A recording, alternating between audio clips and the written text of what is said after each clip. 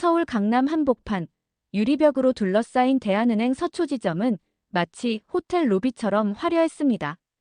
대리석 바닥에는 고급스러운 조명이 반사되고 직원들은 모두 맞춤 정장을 입고 태블릿을 들고 다니며 바쁘게 움직이고 있었죠.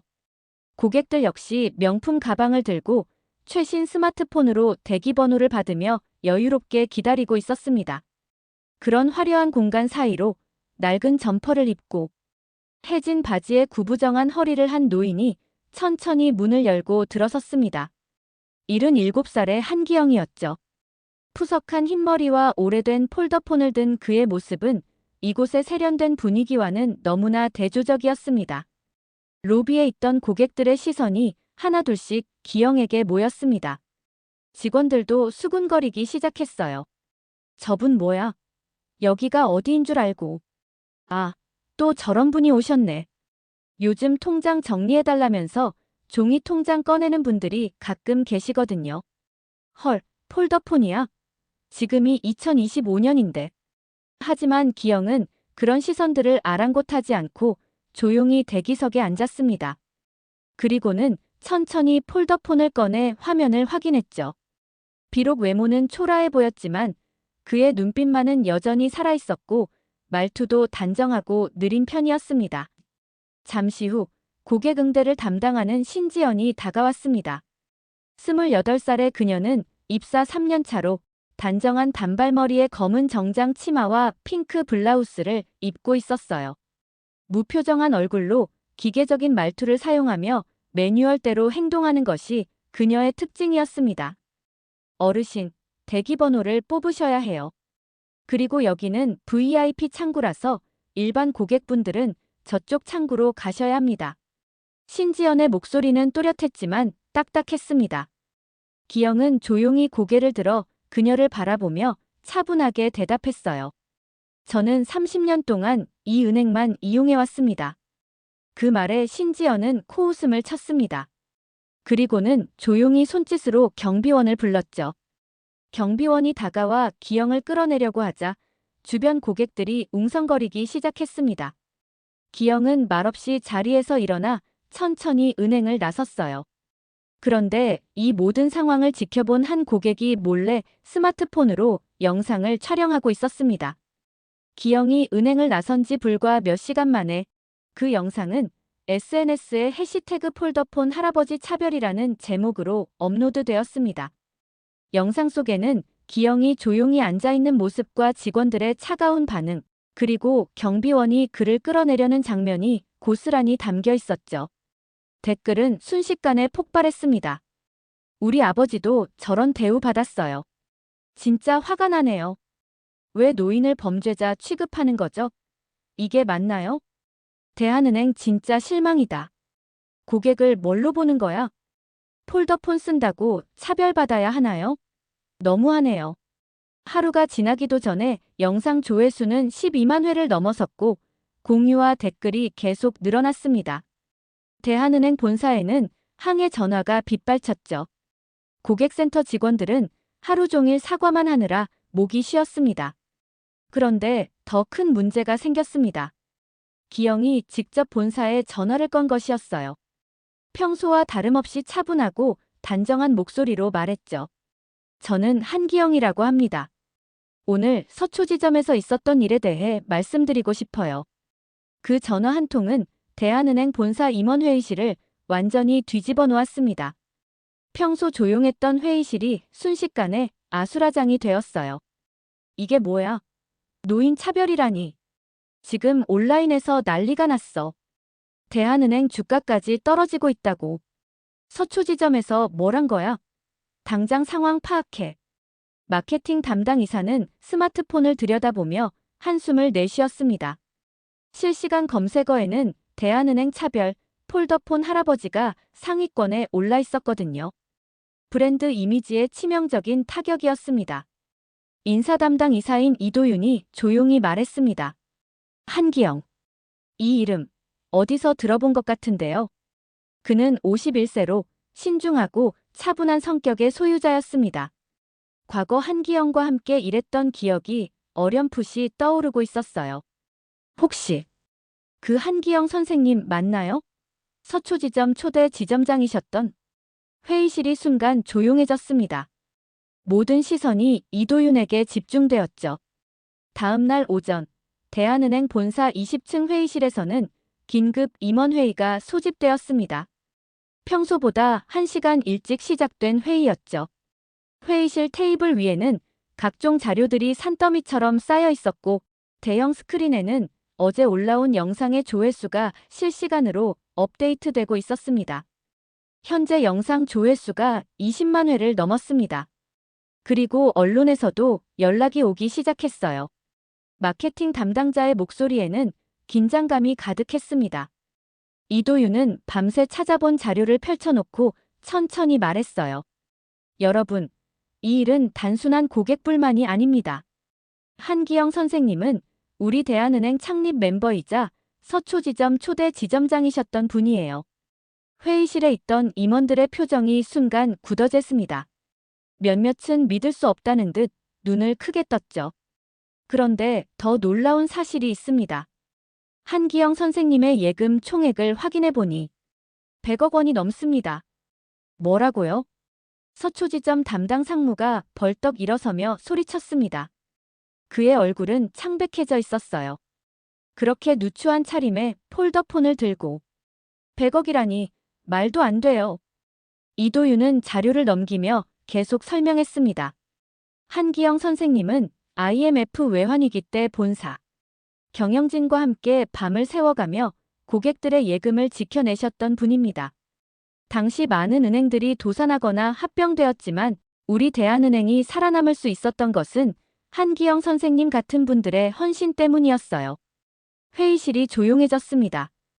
과거를 기억하는 몇몇 임원들의 얼굴에는 부끄러움이 스며들었죠.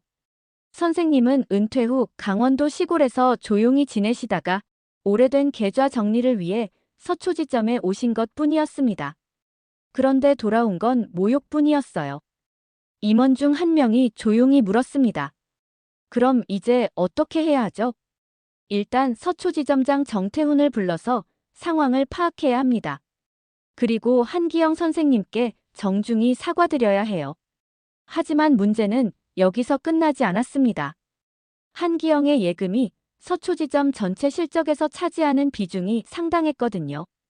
만약 그가 다른 은행으로 계좌를 옮긴다면 서초지점의 실적은 크게 타격을 받을 것이 분명했습니다. 서초지점장 정태훈은 본사 호출을 받고 급히 올라왔습니다. 44살의 그는 평소 자신만만한 모습과는 달리 얼굴이 굳어 있었어요.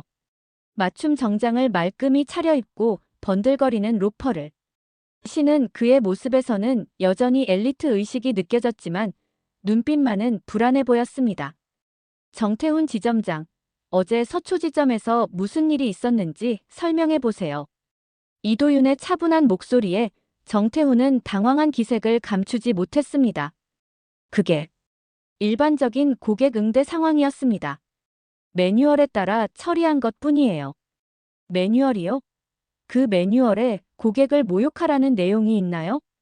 아니, 그런 게 아니라 VIP 창구는 자산 5억 원 이상 고객만 이용할 수 있다고 되어 있어서. 그럼 한기영 선생님의 자산 규모를 확인해 보셨나요? 정태훈의 얼굴이 더욱 창백해졌습니다. 그는 아무 말도 하지 못했어요. 한기영 선생님의 예금 총액은 100억 원이 넘습니다. 그리고 이분은 우리 대한은행 서초지점 초대 지점장이셨던 분이에요. 그럴 리가. 그렇게 초라한 차림에 폴더폰을. 정태훈은 믿을 수 없다는 듯 중얼거렸습니다. 그의 세계관이 흔들리고 있었어요.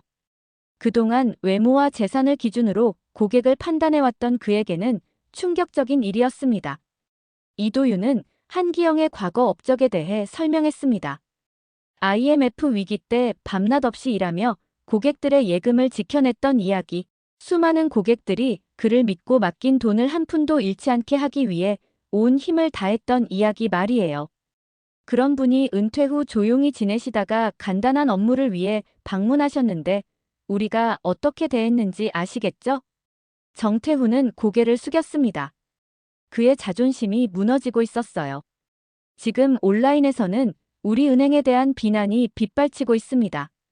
주가도 떨어지고 있고요. 하지만 더 중요한 건 우리가 정말 소중한 분을 모욕했다는 사실입니다. 회의실 안에 무거운 침묵이 흘렀습니다. 정태훈은 자신의 행동이 얼마나 큰 실수였는지 깨닫고 있었어요. 이제 어떻게 하실 건가요? 이도윤의 질문에 정태훈은 떨리는 목소리로 대답했습니다. 사과드려야겠습니다. 한기영 선생님께 정중히 사과를. 다음 날 오후 대한은행 본사 로비에는 기자들이 몰려들었습니다. 긴급 기자회견이 열린다는 소식이 퍼지자 각 방송사와 신문사 기자들이 카메라와 마이크를 들고 대기하고 있었어요. 플래시가 터지고 카메라 셔터 소리가 끊임없이 들렸습니다. 정태훈은 정장을 단정히 차려입고 기자들 앞에 섰습니다. 평소 당당했던 그의 모습은 온데간데 없었고 굳은 표정으로 준비된 사과문을 읽기 시작했어요. 이번 서초 지점에서 발생한 고객 응대 문제에 대해 깊이 사과드립니다. 내부 매뉴얼상의 실수였으며 앞으로는 이런 일이 재발하지 않도록 직원 교육을 강화하겠습니다. 하지만 기자들의 질문은 매서웠습니다. 매뉴얼을 만든 것도 사람 아닌가요? 고객을 외모로 판단하라고 매뉴얼에 쓰여 있나요? 그 고객이 100억 원이 넘는 예금을 가진 분이라는 걸 알고도 그런 식으로 대했을까요? 결국 돈 때문에 사과하는 거 아닌가요? 정태훈은 식은땀을 흘리며 대답했지만 기자들과 시청자들의 반응은 더욱 차가워졌습니다. SNS에는 진정성 없는 사과, 형식적인 사과라는 댓글들이 쏟아졌어요. 한편 강원도 시골 마을에서 조용히 지내고 있던 한기영은 여전히 언론의 접촉을 피하고 있었습니다. 기자들이 찾아와도 문을 열어주지 않았고 전화도 받지 않았어요. 다만 자신의 오래된 블로그에 짧은 글 하나만 남겼을 뿐이었습니다. 나를 모욕한 것이 문제가 아닙니다. 나와 같은 처지에 있는 누군가가 또 그런 대우를 받게 될까봐 침묵할 수 없었을 뿐입니다. 이 글이 온라인에 퍼지자 사람들의 반응은 더욱 뜨거워졌습니다. 한기영의 품격 있는 대응에 감동받은 네티즌들은 대한은행에 대한 비판을 멈추지 않았어요. 정말 어른답게 대응하시네요. 존경스럽습니다. 이런 분을 모욕한 대한은행이 더 부끄럽다. 돈이 문제가 아니라 인간의 존엄성이 문제라는 걸 보여주시네요. 대한은행의 주가는 계속 떨어졌고 고객들 중에는 계좌를 해지하는 사람들도 생겨났습니다. 위기는 더욱 깊어져만 갔어요. 그런 가운데 이도윤은 한기영을 직접 만나기 위해 강원도로 향했습니다. 이 상황을 해결할 수 있는 유일한 방법은 진심 어린 사과와 함께 근본적인 변화를 약속하는 것뿐이었거든요. 강원도 시골 마을은 서울의 번잡함과는 정반대였습니다. 조용한 산골 마을에 자리 잡은 한기영의 집은 소박했지만 정갈했어요. 마당에는 직접 기른 채소들이 자라고 있었고 대문 앞에는 오래된 우편함이 서 있었습니다. 이도윤이 대문을 두드리자 한기영이 천천히 나왔습니다. 낡은 추리닝 차림이었지만 그의 눈빛은 여전히 또렷했어요. 이도윤. 정말 오랜만이군요. 선생님, 찾아뵙게 되어 영광입니다. 하지만 이런 일로 뵙게 되어 죄송합니다. 두 사람은 작은 거실에 앉았습니다. 이도윤은 정중히 고개를 숙이며 사과했어요. 선생님께서 받으신 모욕에 대해 진심으로 사과드립니다. 변명의 여지가 없습니다. 한기영은 조용히 차를 우리며 말했습니다. 나는 화가 나지 않아요. 다만 슬플 뿐이지. 슬프시다고요? 내가 평생 몸담았던 은행이 언제부터 사람을 돈으로만 보게 되었는지. 그게 슬픈 거야. 이도윤은 가슴이 먹먹해졌습니다. 한기영의 말에는 원망이 아닌 안타까움이 담겨 있었거든요. 선생님, 우리가 변화하겠습니다. 하지만 선생님의 도움이 필요해요. 내가 뭘 도울 수 있겠어? 서초 지점으로 돌아와 주세요. 고문이든 임시 지점장이든 선생님이 원하시는 어떤 직책으로든요. 한기영은 잠시 망설였습니다. 은퇴 후 조용히 지내던 그에게는 쉽지 않은 결정이었어요. 왜 내가 돌아가야 하죠? 선생님이 보여주셨던 진정한 고객 서비스, 사람을 중시하는 경영. 철학이 지금 우리 은행에 필요하기 때문입니다. 직원들이 배워야 해요. 고객이 가진 통장보다 중요한 것이 무엇인지 말이에요. 한기영은 창문 너머 산을 바라보며 오랫동안 생각에 잠겼습니다. 그리고 천천히 입을 열었어요. 내가 돌아가는 이유는 단 하나야. 여기서 또 다른 누군가가 외면당하지 않도록 하기 위해서지. 이도윤의 얼굴에 희망의 빛이 떠올랐습니다. 그럼 돌아와 주시겠다는 말씀이신가요? 하지만 조건이 있어. 내 방식대로 할 수 있게 해줘야 해. 그리고 정말 변화할 의지가 있어야 하고. 물론입니다. 전폭적으로 지원하겠습니다. 한기영은 고개를 끄덕였습니다. 77살의 나이에 다시 현장으로 돌아가는 것은 쉬운 결정이 아니었지만 더 중요한 가치를 위한 선택이었어요. 한 달 후 서초지점에는 놀라운 변화가 일어났습니다. 정장을 단정히 차려입은 한기영이 지점 문을 열고 들어서자 로비에 있던 모든 직원들이 일제히 일어섰습니다. 한 달 전과는 완전히 다른 분위기였어요. 안녕하세요, 선생님. 직원들의 인사에 한기영은 온화한 미소로 답했습니다. 오늘부터 이곳에서 고문 겸 임시 지점장으로 일하게 되었습니다. 잘 부탁드려요. 그의 첫 번째 일은 직원들과의 만남이었습니다. 특히 신지연과의 대화는 인상적이었어요.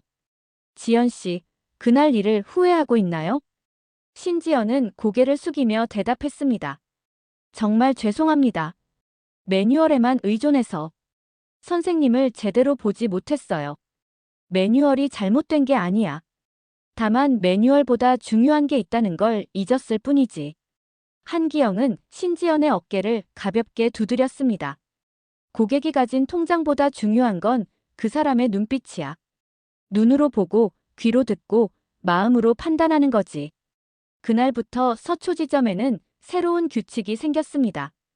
고객의 외모나 차림새로 판단하지 않기, 모든 고객에게 정중한 인사하기, 고객의 이야기에 귀 기울이기 등이었어요. 한기영은 새로 들어온 인턴 직원에게도 특별한 교육을 했습니다. 은행은 돈을 다루는 곳이지만 결국 사람이 하는 일이야.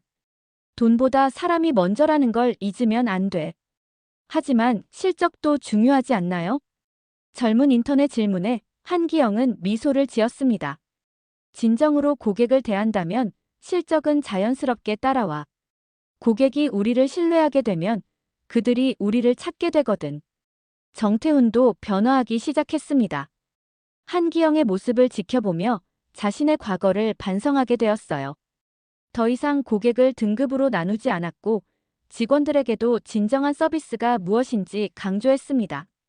몇 주가 지나자 서초지점의 분위기는 완전히 달라졌습니다. 고객들의 불만이 줄어들었고 오히려 친절하다는 칭찬이 늘어났어요. 소문을 듣고 다른 지점에서 이직하고 싶다는 직원들도 생겨났습니다.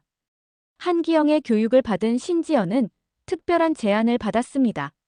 지연 씨, 본사에서 고객 인권 교육 강사로 일해보는 게 어때요? 제가요? 그런 자격이 있을까요?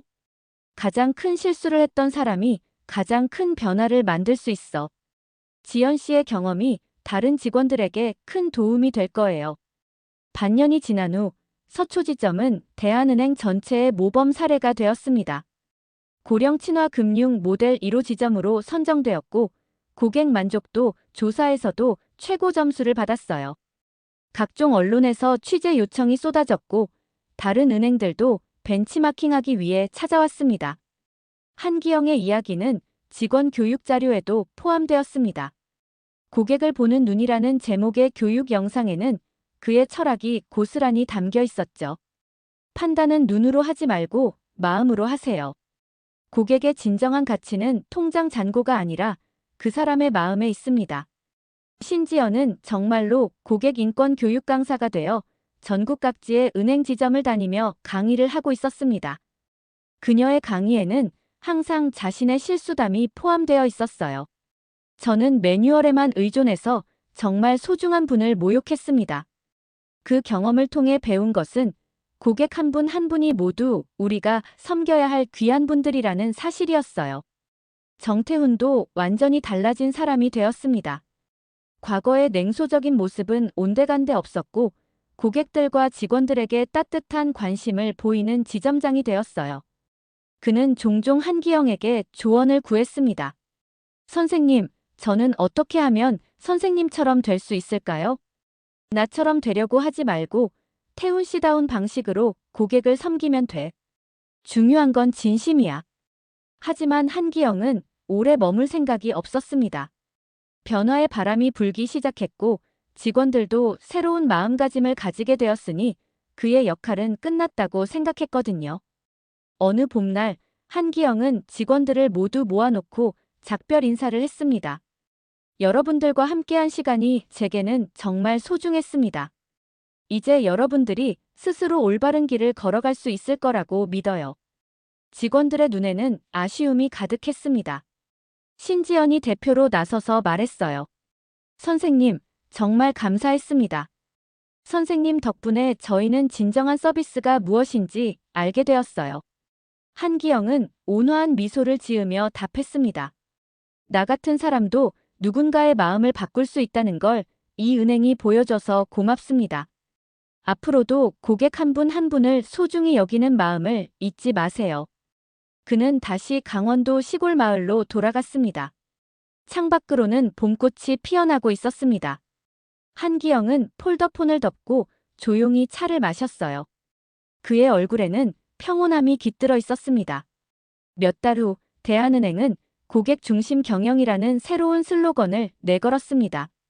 그리고 전국 모든 지점에서는 한기영의 철학이 담긴 교육이 시행되었어요. 더 이상 고객을 외모나 재산으로 판단하지 않는 문화가 자리 잡았습니다. 한기영의 이야기는 단순한 해프닝으로 끝나지 않았습니다. 한 노인의 용기 있는 목소리가 거대한 조직을 변화시켰고 수많은 사람들에게 진정한 서비스가 무엇인지 깨닫게 해주었거든요. 그리고 지금도 전국 곳곳에서 한기영의 가르침을 받은 은행 직원들이 고객들을 따뜻하게 맞이하고 있습니다. 폴더폰을 든 할아버지든 명품 가방을 든 여성이든 모든 고객이 똑같이 소중한 대접을 받고 있어요. 한기영이 남긴 가장 큰 유산은 바로 이것이었습니다. 사람의 가치는 겉모습이나 재산으로 결정되는 것이 아니라 그 사람 자체로 충분하다는 진리 말이에요. 오늘 사연 어떠셨나요? 모든 사람은 각각의 인격체이기 때문에 존중을 받아야 한다는 내용이었는데요. 우리도 앞으로 다른 이들을 볼 때 겉모습이 아닌 그 사람 자체로 보는 연습을 해보는 건 어떨까요? 이야기가 울림을 주었다면 좋아요와 구독해주세요.